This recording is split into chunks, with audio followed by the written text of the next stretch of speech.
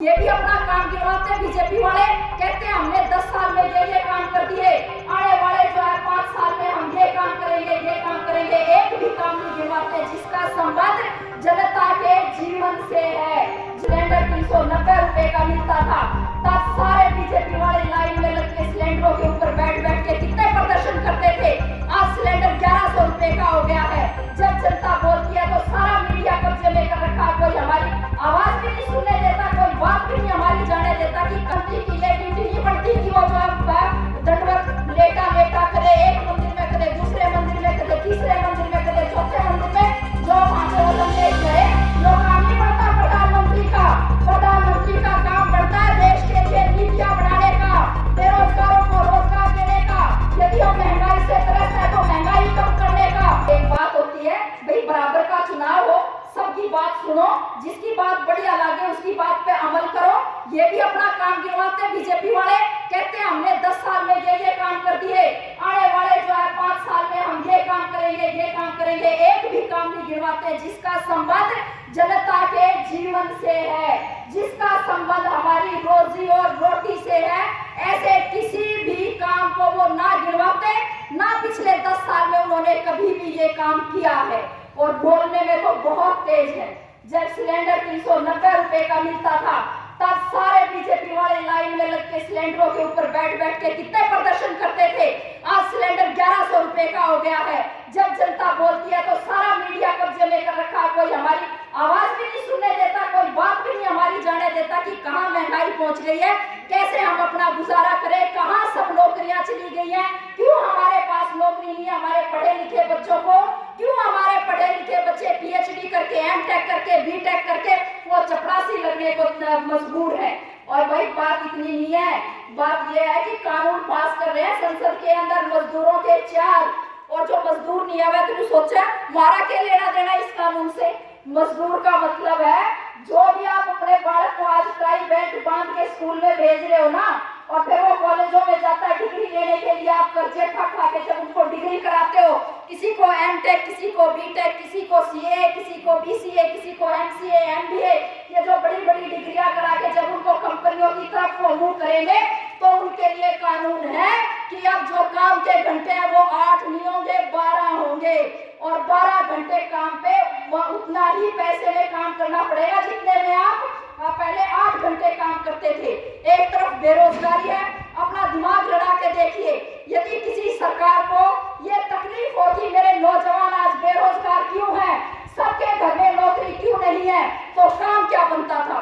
काम ये बनता था कि 8 घंटे की ड्यूटी को वो कम करके 6 घंटे कर देते, तो एकदम से 20% रोजगार बढ़ जाता और जो है सबको रोजगार मिल जाता, 25% रोजगार अलग से होता।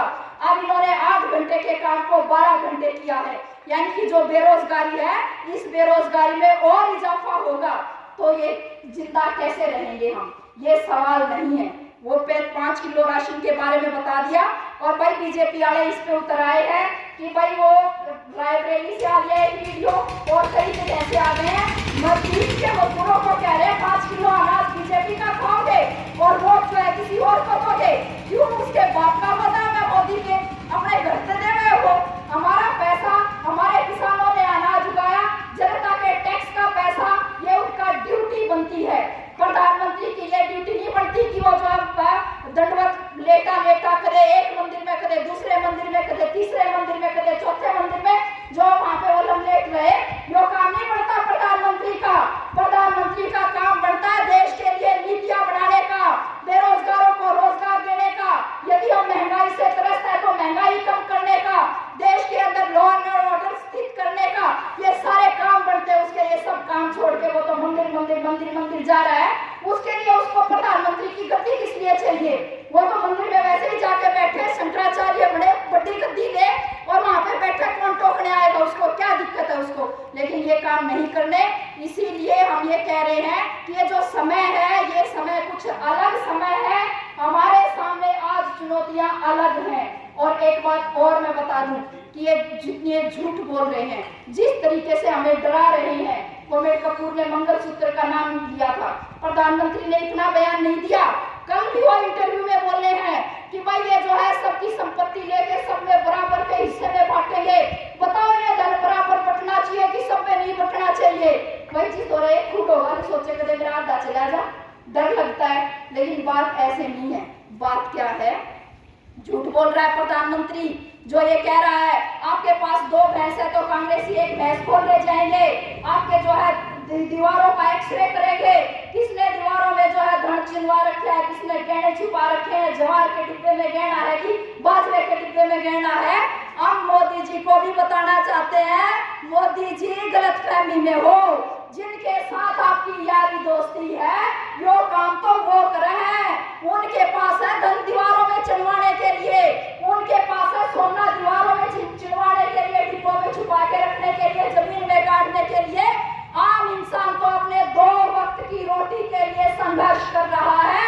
और भाइयों, धन का ब्यौरा तो जरूर होना चाहिए। हम सीपीएम पार्टी की तरफ से आपको कह रहे हैं, हम इस बात के हक में हैं कि भाई क्यों नहीं ये अडानी का बेटा या अंबानी के बेटे की फ्री रिसेप्शन होती है, ब्याह नहीं होता, ब्याह का पहला फंक्शन होता, हजारों करोड़ रुपए खर्च होते हैं, क्यों नहीं उनके ऊपर टैक्स लगे और उस टैक्स के पैसे से सबके लिए शिक्षा की, स्वास्थ्य की व्यवस्था क्यों नहीं हो। जो सुपर अमीर लोग हैं उनसे उनके टैक्स किस लिए माफ किए जाए, जो उनसे टैक्स माफ किए गए वो पैसा क्यों ना वसूल किया जाए, वो जरूर वसूल किया जाए जो सुपर अमीर लोग हैं उनसे। और जब वो पैसा हस्तांतरण हो क्यों ना विरासत टैक्स लगा दिया जाए।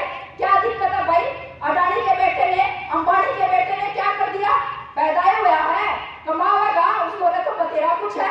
जब संपत्ति ट्रांसफर होगी अंबानी के बेटे से अंबानी के बेटे को अंबानी से, तो क्यों ना उसके ऊपर विरासत टैक्स लग जाए, क्या दिक्कत है।